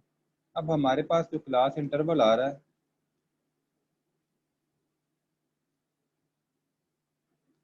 ठीक है, तो ये हमारे पास जो है अंडर 100 है। अनपेड वॉइसेस जो है वो कंटिन्यूस डाटा है। ये अनपेड वॉइसेस का मतलब है कि कुछ वॉइस जो है ना पॉइंट्स में अगर आ गई हैं, ठीक है, थर्ड पैसेज में आ गई हैं, तो वो इसमें जो मैयर हो सकती है ना वो चीज़ कंटिन्यूस होती है। तो इनवॉइसेस मैयर हो सकती हैं, सैलरी जो है वो मैयर हो सकती है, 35,525 रुपीज़ है, या वो पॉइंट्स में आ सकती है किसी की वेजिस जो है, सैलरी। तो इसलिए इसको हम कंटिन्यूस डाटा लेते हैं। जो चीज़ मैयर हो जाए ना वो कंटिन्यूस होती है, जो मैयर ना हो वो डिस्क्रीट डाटा होती है। अच्छा, अब हमने यहाँ पे 100 क्यों बनाया हुआ है? इसलिए बनाया हुआ है 100 कि 100 जो है ना वो स्टैंडर्ड साइज है, ठीक है, ठीक है। 100 उसने कहा हुआ है स्टैंडर्ड साइज है, तो फिर इसलिए हमने 100 इसको लिया हुआ है। और ये 2 से क्यों मल्टीप्लाई कर रहे हैं? एडजस्टमेंट फ्रिक्वेंसी के लिए। तो एडजस्टमेंट फ्रिक्वेंसी करने के लिए हमने 2 से मल्टीप्लाई किया है और 2 से डिवाइड किया हुआ है। तो ये हमारे पास हाइट ऑफ बार आ गई हुई है। अब हाइट ऑफ, अब नंबर ऑफ फ्रिक्वेंसी कहाँ पे आती है? Number of invoices along Y axis आती हैं, और वैल्यूज अनपेड एक्स एक्सिस आती हैं। असल में स्टैट में जो फ्रिक्वेंसी होती है ना वो हम अलोंग वाई एक्सिस लेते हैं, ठीक है। तो मैक्सिमम फ्रिक्वेंसी कितनी है हमारे पास 17। तो हम लोगों ने कितने का इंटरवल ले लिया, 2 का इंटरवल ले लिया, या 6 क्लासेस बनानी है तो 3 का क्लास इंटरवल ले लिया। ठीक है, अब हमारे पास क्या आ गई, हाइट ऑफ बार कितनी आ गई हमारे पास। हाइट ऑफ बार जो है वो असल में एडजस्टमेंट ऑफ फ्रिक्वेंसी से 5 को 2 से मल्टीप्लाई किया तो 10 आ गया हमारे पास। ठीक है, 16 को 2 पे डिवाइड किया तो 8 आ गया। ये हाइट ऑफ बार आ रही है। ठीक है, हाइट ऑफ बार आपके पास आ जाएगी। तो अब हमारे पास क्या है, हमने स्टार्ट कहाँ से किया हुआ है, 100 से। क्लास इंटरवल हमारा 100 पे है अलोंग वाई एक्सिस। ठीक है, तो ये जो ग्राफ बनेगा ये हिस्टोग्राम होगा जिसके दरमियान गैप नहीं है। जिस तरह 100 से 200 आ गया, फिर 300, 400, 500, 600, 700, तो ये हमारे पास कौन सा होगा, हिस्टोग्राम होगा जिसके दरमियान गैप नहीं है। समझ आ रही बात की। और इसमें हमने क्या चीज़ देख रहे हैं कि हाइट ऑफ बार किस पे डिपेंड कर रही है, एडजस्टमेंट ऑफ फ्रिक्वेंसी पे। यानी जो एडजस्टमेंट ऑफ फ्रिक्वेंसी आई है उसको हमने ओरिजिनल नंबर ऑफ इनवाइसेस जो हैं फ्रिक्वेंसी के साथ मल्टीप्लाई कर रहे हैं। देखो 10 आ गया, 5 2 10। ये 100 थी, इसको कुछ भी नहीं करना है, 12 का 12 वैसे ही आ जाएगा। अगला 100 है, 17 वैसे ही आ जाएगा। फिर 16 को डिवाइड किया 2 पे तो 8 वैसे ही आ जाएगा। फिर 8 को डिवाइड किया 2 पे, 4 वैसे। 2 पे डिवाइड क्यों कर रहे हैं हम, कि हमने क्लास इंटरवल सेम करना होता है। हिस्टोग्राम में क्लास इंटरवल सेम होना चाहिए। अगर तो क्लास इंटरवल सेम है फिर तो हिस्टोग्राम इजीली बन जाता है। अगर सेम ना हो तो फिर हमें इसको एडजस्टमेंट फ्रिक्वेंसी यूज करनी पड़ती है। ठीक है, उस एडजस्टमेंट फ्रिक्वेंसी से हमने क्लास इंटरवल को बनाना होता है। यहाँ तक और कोई ये सवाल है? जो सर ये हाँ एडजस्टमेंट जी, फ्रीक्वेंसी फिर से बता दें। एडजस्ट ये जो देखो 300 तो 500 है, इसका आगे आता है तो 200। तो क्या वो 100 करने के लिए 2 पे डिवाइड किया गया है, 100 हाँ स्टैंडर्ड करने हाँ के लिए? हाँ, स्टैंडर्ड क्लास साइज उसने बता दिया हुआ है। प्रीलिमिनरी वर्क जो सर इनिशियल वर्क है उसमें आपने 100 का क्लास इंटरवल रखा है। अच्छा जी, सवाल पूछे जी। सर सर ये एडजस्टमेंट फ्रिक्वेंसी वो हमसे पूछेगा या खुद से बनी हुई होगी? ये हो सकता है, पता किस तरह सवाल आए पेपर में, आपको सवाल इस तरह आएगा कुछ ना, क्लास इंटरवल मिस होंगे। ये कॉलम बना दिया हुआ है, उसमें क्लास इंटरवल देखो आप, पहले 50 का आ रहा है, फिर 100 का आ रहा है, फिर 100 का आ रहा है, फिर 200 का आ रहा है, फिर जो है 200 का आ रहा है, 500 अबव। तो जब क्लास इंटरवल इस तरह के होंगे ना, सेम नहीं होंगे क्लास तो इंटरवल सर आपके पास। जी जी, सुन ले बात मेरी। जब क्लास इंटरवल सेम नहीं होंगे ना, तब आपके पास एक कंसेप्ट आएगा। वो कंसेप्ट कौन सा होगा, एडजस्टमेंट फ्रिक्वेंसी वाला। अब हमने 100 बनाना है क्लास इंटरवल, नहीं बन रहा 2 से ज़रब दे दो, नहीं बन रहा 2 से डिवाइड कर दो। अब बन गया, तो हमने जब बन गया हमारे पास तो हमारी हाइट ऑफ जो बार है, फ्रिक्वेंसी है, वो चेंज हो जाएगी। फिर फ्रिक्वेंसी बन जाएगी 10, 12, 17, 8 और 4। ठीक है जी, ये फ्रिक्वेंसी हम यूज़ करेंगे फिर। सर क्लास इंटर जी जी, हाँ जी, पूछें जी सवाल। सर ऐसा हो सकता है कि हमें क्लास का स्टैंडर्ड साइज ना दिया हुआ हो, जैसे अभी 100 दिया हुआ नहीं है। नहीं नहीं दिया होगा, इस तरह तो फिर कंफ्यूजन हो जाएगी ना। अब इसमें कंफ्यूजन हो जाती है, अगर 100 नहीं दिया होगा ना तो फिर हमको जी ही कहेगा सर 150। अगर हम देखो अगर नहीं दिया मामा होता, सपोज अगर, हाँ, अगर नहीं दिया होता सपोज क्या करेंगे हम, 200 बना लेते हैं स्टूडेंट, तो फिर वो 2 से मल्टीप्लाई कर लेगा ऊपर, और उसको 4 से मल्टीप्लाई कर लेगा। सबसे पहली वाली वैल्यू को 4 से मल्टीप्लाई कर लेगा, और नीचे वाली दोनों वैल्यूज को 2 से। 2 से मल्टीप्लाई 2 से कर लेगा। बस फ्रिक्वेंसी को मल्टीप्लाई करेगा तो हाइट ऑफ बार आ जाएगी। पेपर में सवाल ऐसे ही आएगा, कुछ स्किप हुआ होगा मटेरियल, उसको आपने फुलफिल करना होगा। क्लियर होगी बात? जी वालेकुम अस्सलाम। हाँ जी, अच्छा जी, क्लास ये ले रहा हूँ, हमारी, अच्छा जी, अब क्या क्लास कहना ले रहा चाह हूँ, रहा था? क्लास सर जी जी, sir 15 minute class interval always same नहीं होना चाहिए? 15 मिनट देख तक होगी, 15 आपको मिनट ना, तक। अच्छा यार, ये चाहे बाहर की कोई जो है ना, क्लास में बात करें, बेहतर है कि बाहर की बातें ना करें, क्योंकि क्लास हो रही है। अच्छा, अगर क्लास इंटरवल सेम नहीं होगा तो सिचुएशन इस तरह की क्रिएट होगी। अगर नहीं नहीं, क्लास इंटरवल, वो तो बन जाएगा, लेकिन आपने कहा ना जी कि जी, हिस्टोग्राम बनाने के लिए क्लास इंटरवल सेम हो तो आसानी से बन जाएगा। क्लास इंटरवल तो इन एनी केस सेम होना चाहिए। नहीं, बात जगह ना हिस्टोग्राम की डिमांड आ जाती है और वहाँ पे क्लास इंटरवल सेम नहीं होता, तो फिर ये सिचुएशन होगी, इस तरह की फिगर बनेगी। अगेन ठीक है ना? सर, अगेन से मेरा क्वेश्चन डिफरेंट है। मैं आपने कहा कि अगर क्लास इंटरवल सेम नहीं आ रहा तो आपने हिस्टोग्राम बनाने के लिए आसानी से तब बन जाएगा जब उसका क्लास इंटरवल आप सेम कर लेंगे। मेरा क्वेश्चन ये है कि ग्राफ कोई भी बनाना हो, कोई भी इंफॉर्मेशन रिट्रीव करनी है उस डेटा से, क्लास इंटरवल हमेशा सेम ही होना चाहिए, सेम होना तभी चाहिए। आप तभी आप उसको उसका एनालिसिस कर सकेंगे। इजी होता है, वो बड़ा अच्छा रिजल्ट आ जाते हैं और आसानी से हैंडल भी हो जाता है वो डाटा ना। Thank you sir, thank you sir. अब यहाँ जी जी नंबर ऑफ इनवॉइसेस हमें हमेशा गिवन होंगी क्या? हाँ, ये गिवन होता है डाटा आपको, value of unpaired invoices data आपको ये दिया होगा इन्होंने, और आपको जो है ना ये फ्रिक्वेंसी भी दी होती है और डाटा भी दिया होता है। आपने बनाना क्या होता है, अब आपने चीज़ याद रखनी है। क्या चीज़ याद रखनी है कि हमें जो है फ्रिक्वेंसी फ्रिक्वेंसी जिसको हमने यहाँ पे कहा गया हुआ है हाइट ऑफ बार, यानी जो ग्राफ की हाइट होती है ना वो क्या होती है, फ्रिक्वेंसी होती है, याद रखना आप। अब हाइट ऑफ बार जो आ रही है 10 आ रही है, 12 आ रही है, 17 आ रही है, 8 आ रही है, 4 आ रही है, तो ये हमें बता रही है कि यहाँ से हम कितना ऊंचा ग्राफ बनेगा। ठीक है ना? ठीक है सर, समझ आ गई बात? तो मतलब हमें अब नंबर आप हाँ जी, जी तो हमें सर। क्लास इंटरवल जो है, क्लास इंटरवल अगर गैप के साथ आ रहा है तो हम एक एडजस्टमेंट फ्रिक्वेंसी बना लेते हैं और हाइट ऑफ बार निकाल लेते हैं। हाइट ऑफ बार निकालनी आपको आती है कि आप उसको 2 से मल्टीप्लाई कर रहे हैं, फर्स्ट में, सेकंड में ज़रूरत नहीं है तो वैसे ही लिख देते हैं, थर्ड में ज़रूरत नहीं है तो वैसे लिख देते हैं, फोर्थ में आपको 2 पे डिवाइड कर देते हैं और फिफ्थ में भी आप उसको 2 पे डिवाइड कर देते हैं। Hello sir. अच्छा जी, एक सर स्टूडेंट ये कह रहा है जी जी पूछे जी। सर क्लास इंटरवल को एडजस्ट करने के लिए आसानी से करने के लिए क्या स्टैंडर्ड क्लास रेट जो 100 है स्टैंडर्ड क्लास, वो हम जी खुद से भी एडजस्ट कर सकते हैं, कोई एक रकम रख सकते हैं? हाँ रख सकते हैं, वैसे पेपर में भी दे देते होते हैं, अगर कभी अगर आप खुद से भी रख सकते हैं तो उससे तरह भी हो सकता है। सही कह रहे हो आप, उसको एडजस्ट करके भी हम लोग कर सकते हैं। अच्छा, एक स्टूडेंट कह रहा है जी अभी कि मुझे समझ नहीं आ रही ये एडजस्टमेंट ऑफ फ्रिक्वेंसी का कंसेप्ट, तो मैं दोबारा रिपीट कर देता हूँ सवाल को। अगर आप देखें तो सवाल में आप सबसे पहले जो है ना एक कॉलम बना लेंगे, जो अपने तो आपने कितने कॉलम बनाने हैं, खुद 3 कॉलम। तीसरा कॉलम कौन सा होगा, क्लास इंटरवल का। क्लास इंटरवल कितने का है, पहले 50 का, फिर 100 का, फिर 100 का, फिर 200 का, ये गैप के साथ आ रहा है। जब क्लास इंटरवल गैप से आ जाएगा तो आपको समझ आ जाएगी। जो तो हिस्टोग्राम का सवाल है, हिस्टोग्राम का सवाल कब शुरू होगा, जब क्लास इंटरवल में डिफरेंट आ गया है तो वो हिस्टोग्राम के सवाल के क्वेश्चन बन जाएगा। अब इसमें आप देख रहे हैं कि हमारे पास उसने ऊपर कंडीशन लगा दी है कि जो क्लास इंटरवल है उसका स्टैंडर्ड साइज 100 है, तो 100 बना लेते हैं हम। 50 को 2 से मल्टीप्लाई करें तो 100 आ जाता है।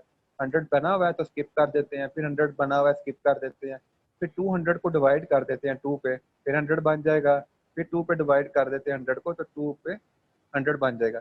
अब ये एडजस्टमेंट फ्रिक्वेंसी बन गई, तो हमारी जो ओरिजिनल फ्रिक्वेंसी थी उसको भी हमने फिर एडजस्ट करना है। एडजस्टमेंट का मतलब ही यही होता है, इसको फ्लैक्चुएट अपडेट करना है।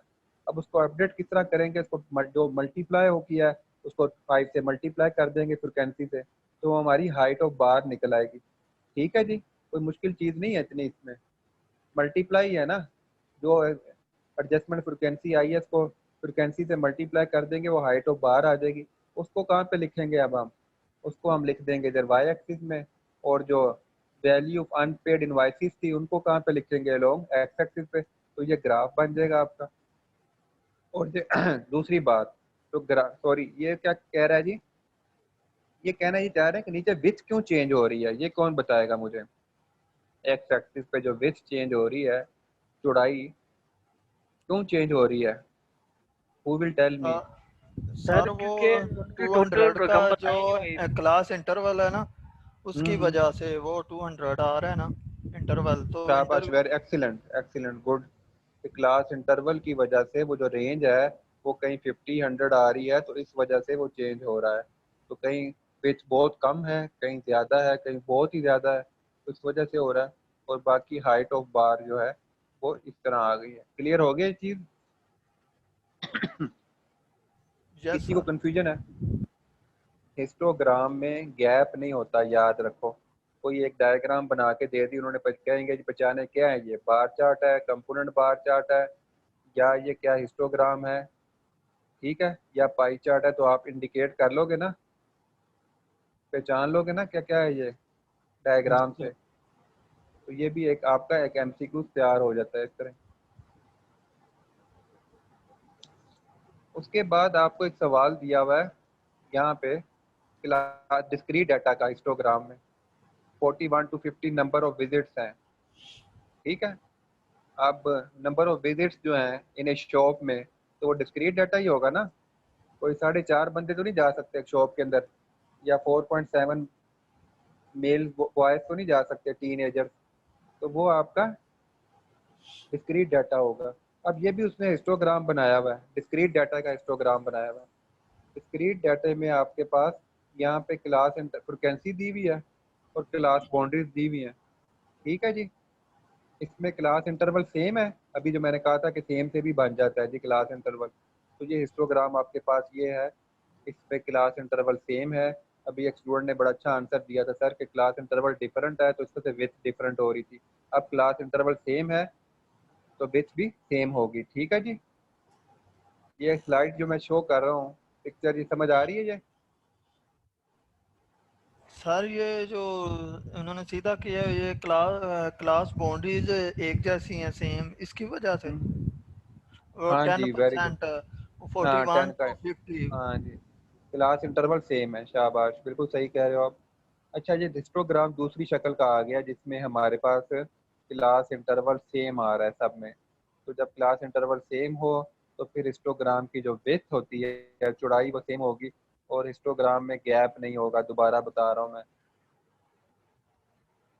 अच्छा, अगर क्लास इंटरवल सेम आ रहा है, ठीक है, तो फिर आपने क्या बनानी है, क्लास बाउंड्रीज बनानी है, और फिर और उसमें फ्रिक्वेंसी और हाइट ऑफ बार एक ही चीज़ होगी।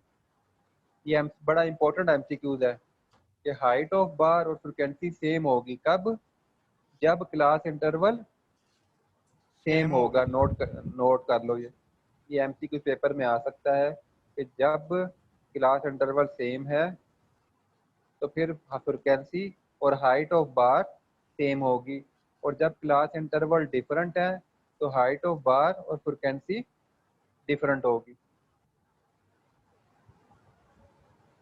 हाँ जी, एनी कंफ्यूजन? सब पिछले क्वेश्चन में थी एक, पिछले सवाल में एक कंफ्यूजन थी, देख लेते हैं उसको भी जरा। ये क्या कंफ्यूजन है इसमें? तो ये जो नंबर ऑफ इनवॉइसेस हैं, ये हमें किस तरह से, ये नहीं समझ आ रही नंबर ऑफ इनवॉइसेस का। आपका सवाल का आंसर शुरू हो रहा है इधर से, value of unpaired preliminary work से, नीचे वाले काम से आपका आंसर शुरू हो रहा है, ऊपर वाला सारा क्वेश्चन है। अच्छा, करना क्या आपने, ये जो कह रहा है ना इनवॉइसेस 5 है, ये नंबर ऑफ इनवॉइसेस 5 है, ये फ्रिक्वेंसी है, यानी जो लोगों की इनवॉइसेस 50 रुपए से लेकर 100 रुपीज तक के कम से है वो 5 लोग हैं, ठीक है, और जिनकी इनवॉइसेस 100 रुपए से ऊपर और 200 से कम वो 12 लोग हैं, ठीक हो गया। सही है। आप होटल में जाते हो ना, तो आप देखते हो किसका बिल ज़्यादा अच्छा है, जिसका बिल ज़्यादा अच्छा है, प्रोफाइल अच्छा बिल है, यानी वो ज़्यादा चीज़ें इस्तेमाल करता है डिनर में, तो उसको ज़रा ज़्यादा प्रोटोकॉल दिया जाता है। हो सकता है कि नहीं है? Yes sir. तो ये ऐसे ही है, स्टैटिस्टिक्स बड़ा इंपॉर्टेंट सब्जेक्ट है क्योंकि इसमें डिसीजन मेकिंग सारी, कर दें। एक एमसीक्यूज मैंने रिपीट किया है, बड़ा इंपॉर्टेंट, कि हाइट ऑफ बार और हिस्टोग्राम, फ्रीक्वेंसी वाला। हाँ जी, ये पेपर में आ सकता है। क्या है एमसीक्यूज, ये है कि अगर आपकी क्लास इंटरवल सेम है तो आपकी हाइट ऑफ बार और फ्रिक्वेंसी सेम होती है। उसने ये कॉलम बनाया हुआ ना बुक में, सीए की बुक में, हाइट ऑफ बार का कॉलम, ये ना बनाता वो, लेकिन उसने इसलिए बनाया कि इसलिए बताने के लिए कि दोनों एक ही चीज़ है, हाइट ऑफ बार और फ्रिक्वेंसी कब एक ही चीज़ है, जब क्लास इंटरवल सेम होगा, और जब क्लास इंटरवल डिफरेंट होगा तो फिर हाइट ऑफ बार और फ्रिक्वेंसी डिफरेंट होंगी, ठीक होगी बात। बनानी कैसी है, हिस्टोग्राम कैसे बनता है, क्या क्या चीज़ें चाहिए होती हैं हिस्टोग्राम बनाने के लिए। एक हमें फ्रिक्वेंसी चाहिए होती है, जिसको हम नंबर ऑफ गुड्स भी कह सकते हैं, नंबर ऑफ स्टूडेंट भी कह सकते हैं, नंबर ऑफ चिल्ड्रन भी कह सकते हैं, ठीक है, number of present student in the class भी कह सकते हैं। तो फिर आपके पास क्या होगा, वो वाई एक्सिस पे आएगी फ्रिक्वेंसी, और एक्स एक्सिस पे क्या आएंगी, नंबर ऑफ विजिट्स 40.5 है, तो यहाँ से स्टार्ट हुआ है 40.5 से आगे 50.5। और अब आपसे सवाल आ जाता है, एमसीक्यूज आ सकता है पेपर में कि हिस्टोग्राम बनाने के लिए क्या चीज़ें चाहिए होंगी आपको। एक फ्रिक्वेंसी चाहिए होती है और एक क्लास बाउंड्रीज भी चाहिए आपको। फिर क्लास बाउंड्रीज वो होंगी जो आपको खुद बनानी पड़ेंगी। और अगर आपके पास क्लास बाउंड्रीज ना बनानी पड़े, कब नहीं बनानी पड़ेंगी? जब वो जब खुद आपके बनी पास होंगी। खुद बनी बनाई होंगी। Very good. कब बनी बनाई है? सेकंड कॉलम जो है वो शो कर रहा है। अगर आपको पहला कॉलम नहीं पेपर में आता बल्कि सेकंड कॉलम आ जाता है, फिर क्लास बाउंड्री बनाने की जरूरत भी नहीं है, बनी बनाई है। ठीक है। अगर सेकंड कॉलम नहीं दिया हुआ तो फिर बनानी पड़ेंगी। तो क्लास बाउंड्री और फ्रिक्वेंसी चाहिए होती है हिस्टोग्राम बनाने में, जबकि बार चार्ट को बनाने में क्लास बाउंड्रीज नहीं चाहिए होती। कंपोनेंट बार चार्ट बनाने में क्लास बाउंड्रीज नहीं चाहिए होती। उसके बाद पाई चार्ट में क्लास बाउंड्रीज नहीं चाहिए होती। क्लास बाउंड्री सिर्फ कब चाहिए होती हैं? जब हम हिस्टोग्राम बना रहे हों। क्लियर है जी? जी सर। Yes sir. सर कोई ये जो क्लास इंटरवल है तो उसमें कोई भी रकम हो, जितना भी फासला हो, क्या हम स्टैंडर्ड साइज 100 ही सिर्फ रख सकते हैं? क्या होता ही 100 है, नहीं 100 होता ये है? नहीं नहीं, डाटे पे डिपेंड करता है। इस तरह जी का डाटा होगा उस पर इस तरह का बना लेंगे। ओके सर, ठीक है। तो ये आपका हिस्टोग्राम भी हो गया जिसमें इक्वल क्लास इंटरवल के साथ था। यहाँ तक कोई सवाल है तो बताएं। सर लास्ट में थोड़ी सी ना वही नंबर ऑफ इनवॉइसेस में थोड़ी सी कंफ्यूजन है कि जब हमारा डाटा है, हमारे पास नंबर ऑफ इनवॉइसेस थी 5 और चार्ट में अगर हम देखें तो एडजस्टमेंट के बाद वो 10 हो जाती हैं, तो वो वेरी नहीं करेगा जो एक्चुअल डाटा है और चार्ट? वो ना हमने इसको एडजस्ट कर लिया हुआ ना, हमने क्लास इंटरवल सेम किया था ना इस क्वेश्चन में। हमें उसने बाउंड कर दिया, उसने कहा 100 का क्लास इंटरवल रखना है। तो फिर हमने 100 का बनाने के लिए इसको 2 से मल्टीप्लाई किया था फर्स्ट रो को, 50 to 100 वाली इनवाइसेस वाली। तो फिर जो 100 वाली थी इसको स्किप कर दिया था और 200 वाली को डिवाइड कर दिया था। तो हमने फिर फ्रिक्वेंसी को भी इस तरह एडजस्ट करना है हमने इसके लिए। ठीक है सर। तो यहाँ तक काफ़ी है।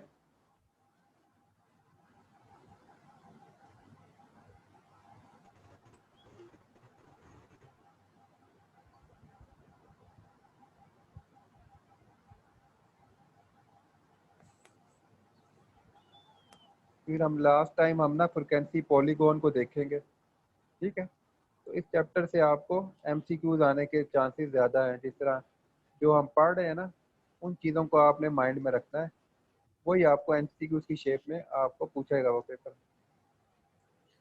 और कोई सवाल है किसी का? किसी का सवाल सर है? मैंने ये कहना था, पैक की ना क्वांटिटेटिव मेथड की बुक का पता नहीं चल रहा। अगर आप सॉफ्ट कॉपी भेज दें अभी उधर ग्रुप यार में। मैंने ना सीए के एक बच्चे को कहा हुआ है कि ना पैक की जो बुक है ना क्यूएम की, वो लेकर आए, मुझे पीडीएफ फॉर्मेट में दे ताकि मैं उसको भी कंसल्ट कर लूँ। इस बुक में भी हम पढ़ा रहे हैं लेकिन इसमें अब देखो ना कहीं पाई चार्ट का फार्मूला नहीं लिखा हुआ इस बुक में। नहीं तो सर, पाई मैंने चार्ट को इसमें डिटेल नहीं लिखी हुई, तो मैंने एक दो जगह पता किया, उन्हें पता ही नहीं चलता कि पैक की क्वांटिटेटिव मेथड वाली कौन सी किताब है। तो अच्छा, मैंने मैंने कहा अगर इंशाल्लाह ताला ना कोशिश करता हूँ नेक्स्ट लेक्चर में ना पैक की बुक रखें हम लोग पीडीएफ थैंक यू फॉर्मेट में सर। ना नोट्स, ताकि वो बहुत अच्छी बुक है। इसमें डिटेल ज़्यादा है, इसमें कुछ चीज़ें मिसिंग लग रही हैं। इस तरह इसमें पाई चार्ट का फार्मूला नहीं था, पाई अगर चार्ट बना कोई के दिखा दी। पिक्चर वगैरह शुरू पहले सफ़े की और चैप्टर वाइज की कोई पिक्चर है वो सेंड कर दें, चेक कर लेते हैं। हमारे पेपर कब होंगे? आप लोग पेपर इंशाल्लाह नवंबर में होंगे। और नेक्स्ट मंथ नवंबर के टाइम पे है ना अक्टूबर आपके है। यहाँ? नेक्स्ट अक्टूबर है यार, अभी इतनी जल्दी नहीं आ रहा नवंबर। मैं कहा नवंबर के सेकंड वीक में होंगे आपके पेपर। तो इंशाल्लाह ताला ना नेक्स्ट टाइम से स्पीड ज़रा बढ़ानी है मैंने, आप लोग भी ज़रा अपडेट हो जाए। और पैक की बुक में देखते हैं उसको, वहाँ से भी तैयारी साथ साथ करते जाते हैं। यस सर, वो ये की ठीक बुक है। है उसके साथ वो ना एमसीक्यूज उन्होंने आगे दिए होते हैं आगे पैक एमसीक्यू का। भी दिया और ज़्यादा अच्छी लिखी हुई है वो बुक, ज़्यादा कम्प्रिहेंसिव डिटेल में है। ठीक जी है जी सर, फिर। कल का दिन तो नहीं, परसों है लेक्चर, इंशाल्लाह उस तरह पता चल। चलो ठीक है, ओके जी फिर, अल्लाह हाफिज। सर जी जी। आपने पिछले लेक्चर के अंदर क्या बेसिक मैथमेटिक्स के 10 चैप्टर कवर कर लिए थे क्या? यार 10 चैप्टर भी मैथ तो शुरू ही नहीं किया, स्टैट से हमने सिर्फ डेफिनेशन पढ़ी है अभी स्टैट की ना। स्टैटिस्टिक्स क्या होता है, डाटा क्या होता है, डिस्क्रीट डाटा, कंटिन्यू। आप ना लेक्चर अगर रिकॉर्डेड है वो ले लो किसी स्टूडेंट से। सर अभी तक नहीं मिला है, किसी के पास भी नहीं है रिकॉर्डेड अच्छा, लेक्चर। वो सर चलो कह आप रहे हैं ना कि इसी वक्त आप में अपलोड करूंगा मैं। अच्छा हो जाएगा, वो अपलोड हो जाएगा। तो आप वो लेक्चर सुन लो, कोई प्रॉब्लम होगी लेक्चर में तो मुझसे पूछ लेना, कोई चीज़ क्लियर नहीं होगी। ठीक है सर। ठीक है जी, ओके जी, फिर अल्लाह हाफिज़। अल्लाह हाफ़िज़।